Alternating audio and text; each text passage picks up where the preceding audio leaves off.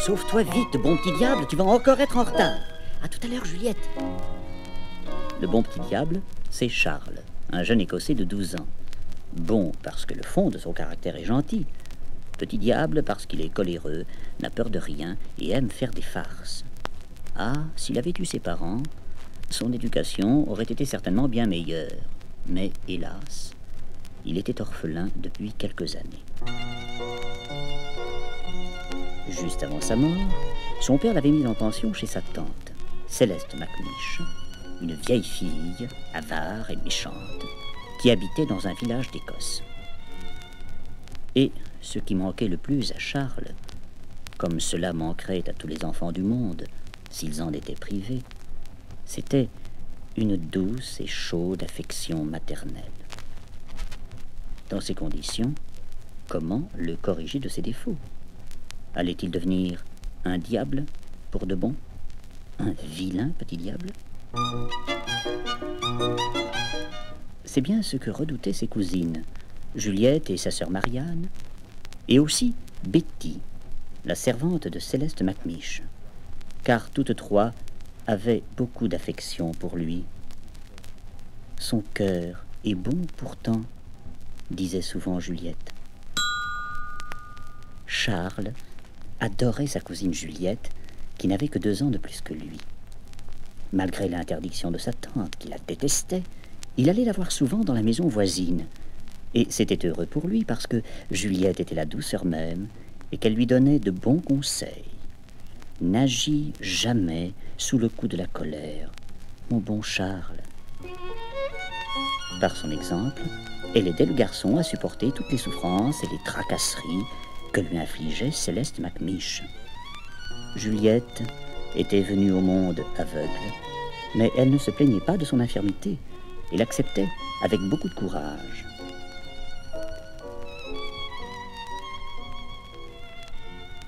Charles était malheureux chez sa tante.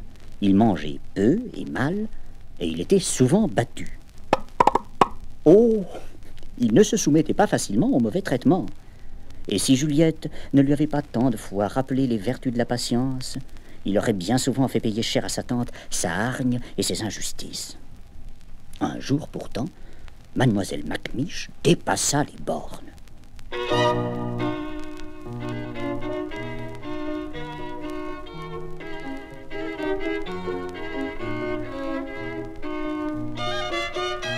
Sans raison, par pure méchanceté, elle battit Charles avec une telle force qu'il dut renoncer provisoirement à s'asseoir.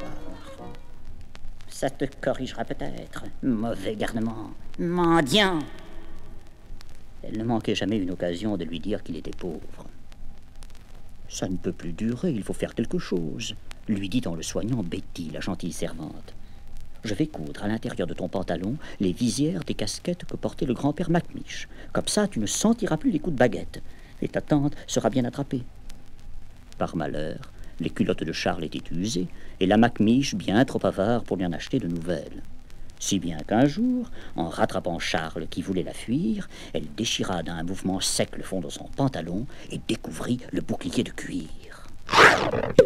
Elle comprit alors pourquoi les coups de baguette ne le faisaient plus beaucoup souffrir depuis quelques jours. « Ah, tu m'as trompé, garnement, mais tu ne perds rien pour attendre. » Cependant, Charles était déjà loin, et elle renonça à le poursuivre. Charles réfléchit. L'Écosse est le pays des fantômes et des fées, et ma tante a très peur des fées. Je vais lui préparer quelque chose dont elle se souviendra. Alors, il découpa dans un livre d'images la figure d'un vrai diable, avec des yeux mauvais, des cornes sur la tête et une langue bien rouge. Puis, tout simplement, il colla cette figure de diable sur sa peau, juste à l'endroit où sa tante le battait. Quand elle verra ça, elle en sera verte de peur. Ça lui apprendra à être aussi méchante. Ce qui devait arriver arriva. La tante, en déchirant le fond de pantalon de Charles pour le corriger plus sûrement, aperçut tout à coup le diable qui la regardait. Au secours, au secours, Betty, ce garnement est ensorcelé, il est le protégé des fées. Et elle tomba à la renverse, pendant que Charles détalait, pris de fou rire. En la relevant, Betty fit mine de consoler la tante Macmiche, mais dans son fort intérieur, elle trouvait qu'elle était justement punie.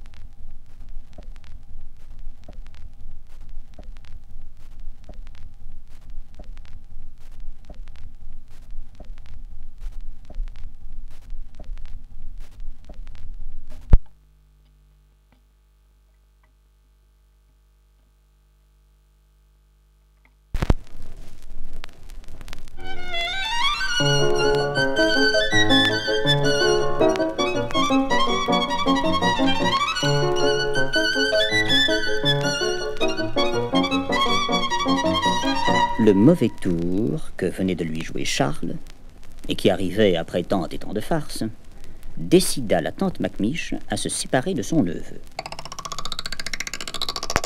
Elle choisit la pension la plus mal réputée du pays, celle où les enfants étaient le plus maltraités, et promit d'y placer bientôt le pauvre Charles.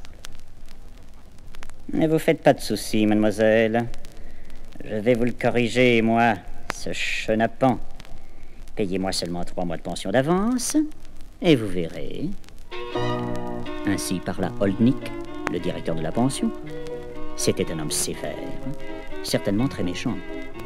Il faisait corriger ses petits pensionnaires à coups de fouet par son homme de main, une brute stupide et sans pitié, qui n'entendait même pas les cris douloureux des enfants car il était sourd, et avait été choisi à cause de cela. En apprenant son prochain départ pour la pension, Charles décida de réagir. Il écrivit au juge de paix pour se plaindre de sa tante, de son avarice et de sa brutalité. Et il priait le juge de bien vouloir l'aider. C'est Juliette et sa sœur aînée Marianne qui portèrent elles-mêmes la lettre chez le magistrat. Mais il fallait au moins 8 jours au juge pour obtenir du tribunal que Charles fût soustrait à la méchanceté de sa tante. Et ces 8 jours, le jeune garçon fut obligé de les passer à la pension Oldnick. Ma tante avait très peur des fées. Pour quelle raison, M. Oldnick n'en aurait-il pas peur lui aussi? Je vais mettre au point un petit plan pour me sortir d'ici le plus vite possible. Une nuit, pour commencer, il retira le bâton de la cloche. Lorsque le sourd vint la sonner vers 4 heures, comme chaque matin, il ne s'aperçut de rien car il n'entendait jamais. Et à la grande colère de M. Oldnick, ce jour-là, la pension ne s'éveilla que 3 heures plus tard. Bien sûr, le directeur ouvrit une enquête. Interrogé, Charles fit preuve d'une belle imagination. Dans la nuit, un bruit m'a réveillé, monsieur, et par la fenêtre, j'ai vu s'enfuir un grand homme noir, avec la figure d'un diable. Son récit donna le frisson. Une autre fois, il enferma le directeur et le gardien dans la cave. Il expliqua, en entendant leurs cris, j'y accourus, juste à temps pour voir s'enfuir l'homme noir, qui ricanait.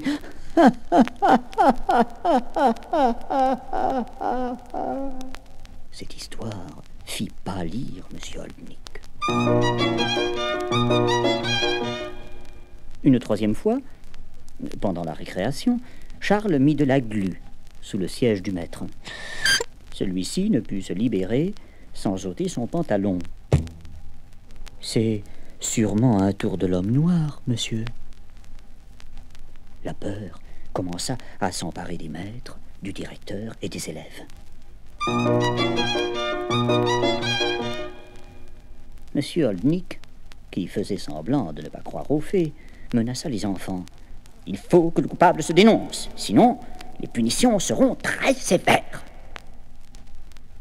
Charles se rendit à son bureau, dit qu'il connaissait le coupable, mais avant de le dénoncer, voulut que le directeur écrivît une lettre où il promettait, comme seule punition, le renvoi de la pension. Poussé par la curiosité, Olnik accepta, et Charles empocha la lettre.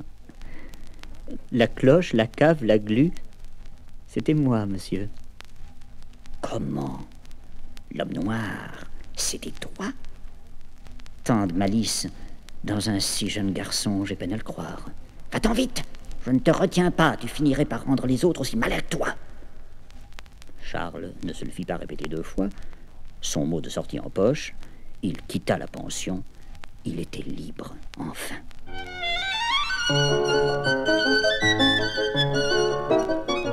Cette fois, il se garda bien d'aller chez la Macmiche.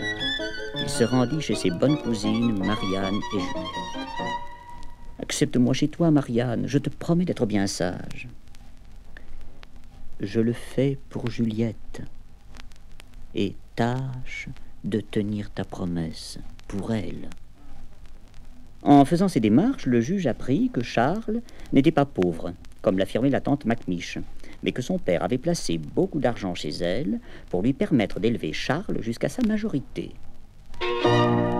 Je vous retire Charles pour mauvais traitement, mademoiselle Macmiche, et je vous demande de rendre tout l'argent qui vous a été confié pour payer sa nouvelle pension.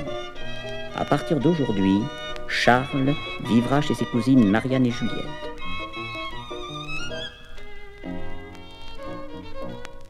Furieuse de voir que cet argent tant aimé lui échappait, Céleste Macmiche en tomba malade. L'avarice est un bien triste défaut. Charles vécut heureux chez ses bonnes cousines. Bien sûr, il fit quelques petites bêtises au début, mais bien vite il se corrigea. La douceur de Juliette réussit ce que la méchanceté de la tante Macmiche n'avait pas su faire. Transformer un bon petit diable en homme.